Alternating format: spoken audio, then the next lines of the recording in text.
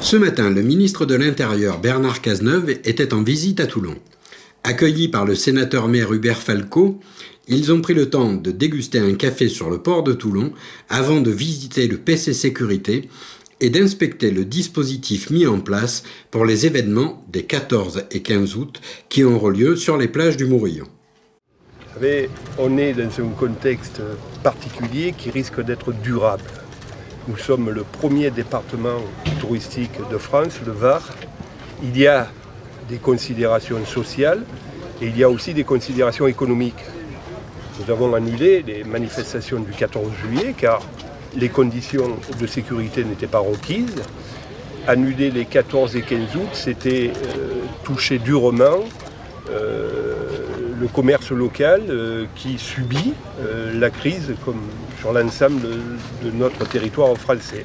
Donc j'ai pris mes responsabilités, mais j'ai pu les prendre parce que l'État nous a permis de les prendre en nous donnant des moyens exceptionnels, et M. le ministre vous en parle. Bien, je voudrais d'abord remercier le maire Hubert Falco pour son accueil, pour la qualité de la relation qu'il a su nouer sur le territoire de sa ville avec l'État depuis très longtemps, et puis aussi pour les relations de confiance et d'amitié qui nous lient l'un à l'autre. Nous sommes dans un contexte particulier, j'ai eu l'occasion de le rappeler à Lourdes hier et à plusieurs reprises au cours des dernières semaines. Ce contexte, c'est celui d'une menace terroriste extrêmement élevée sur l'ensemble du territoire national qui nous oblige à prendre des dispositions particulières pour que le pays continue à vivre, mais avec un niveau de sécurité qui, bien entendu, doit être renforcé, compte tenu du niveau de menace dont je viens de parler. Il y a aujourd'hui et demain des manifestations très importantes à Toulon, qui est une ville de la façade méridionale, qui rayonne pour ses atouts, pour la beauté de ses sites et pour son attractivité touristique. Et par conséquent, il était indispensable ici comme ailleurs sur le territoire national que la collectivité toulonnaise, l'État, dans ses responsabilités régaliennes qu'il entend assumer pleinement, soit à la hauteur des événements qui vont se dérouler au cours de ces 2 jours.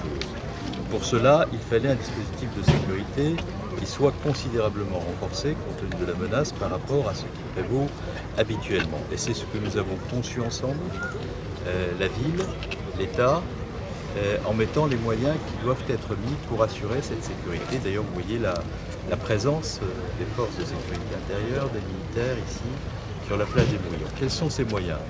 D'abord, un déploiement très important sur 2 jours de la sécurité publique, avec 156 policiers, gendarmes qui seront mobilisés dans le ressort de l'organisation de ces manifestations pour assurer la sécurité. Ce sont des moyens locaux que nous déployons ici, mais qui bien entendu ne suffiraient pas à atteindre l'objectif de sécurisation que nous sommes fixés avec Hubert Falco. C'est la raison pour laquelle j'ai pris la décision de mettre 2 unités de force mobile pendant les 2 jours ici à Toulon, ce qui représente un effectif sur 2 jours de 136 policiers et gendarmes supplémentaires. Ces unités de force mobile vont permettre de répartir sur le lieu de l'organisation de la manifestation des effectifs armés ayant une capacité de riposte significative et d'intervention elle aussi importante. Par ailleurs, vous le savez, j'ai mis en place un nouveau dispositif d'intervention des forces spécialisées et nous avons mis en place un plan qui désormais est effectif de réarmement, de rééquipement des brigades anticriminalité et des psychs de la gendarmerie, je pense notamment aux psychs sabres, pour leur permettre, en cas de difficulté, d'intervenir dans les meilleures conditions. Et par conséquent, les PAC, les PSIG, les forces spécialisées sont également présentes et projetables ici pour le cas où nous aurions un événement tragique. Par ailleurs, par-delà ces 136 effectifs supplémentaires, il y a 150 effectifs dans lesquels on trouve à la fois les militaires de l'opération Sentinelle, que je peux remercier pour leur mobilisation, l'ensemble des moyens de l'État en mer qui sont mobilisés sur le plan nautique de manière à assurer aussi la sécurité du plan d'eau, c'est la gendarmerie maritime, ce sont les affaires maritimes, ce sont les douanes, et puis il y a la sécurité privée, vous l'avez vu à l'œuvre, pour assurer le filtrage, et ce dès 6 h du matin, pour faire en sorte que la plage soit totalement sécurisée. Donc nous sommes à un niveau d'effectif très important, nous sommes à un niveau de sécurisation exceptionnel qui appelle une vigilance très importante de la part de la ville de Toulon et de l'État. Et la sécurité face à un niveau de menace terroriste élevé en France, c'est une coproduction.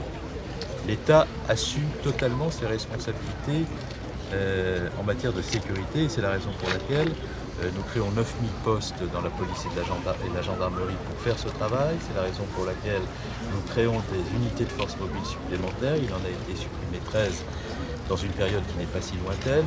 Nous réarmons les brigades anticriminalité et les PSIG. Je mets en place une nouvelle répartition des forces spécialisées qui est désormais effective. Nous rehaussons le niveau des services de renseignement qui sont aussi mobilisés dans le cadre de cette manifestation pour prévenir les risques. Bref, l'action contre le terrorisme, c'est une mobilisation forte de l'État, mais aussi une relation de confiance avec les collectivités territoriales. Je l'ai constaté à Lourdes hier, je l'ai constaté à Toulon aujourd'hui, et partout où je me rends pendant cette période estivale sur le territoire national, je vois ce niveau de coopération qui est la condition de l'efficacité. Enfin, je veux préciser qu'il y a eu ce matin un piratage du site de la ville de Toulon, piratage pour lequel, là aussi, le ministère de l'Intérieur mobilise l'ensemble des moyens qui sont à sa disposition, ceux de la plateforme Pharos, de la Direction centrale de la police judiciaire, les moyens de lutte contre la cybercriminalité de la police judiciaire et nous retrouvons ceux qui sont à l'origine de cet acte de piratage parce que la lutte contre la cybercriminalité, c'est aussi un objectif que poursuit le ministère de l'Intérieur, qu'il s'agisse de la lutte contre le terrorisme ou de la lutte contre les organisations criminelles qui agissent de plus en plus sur Internet. Merci à vous.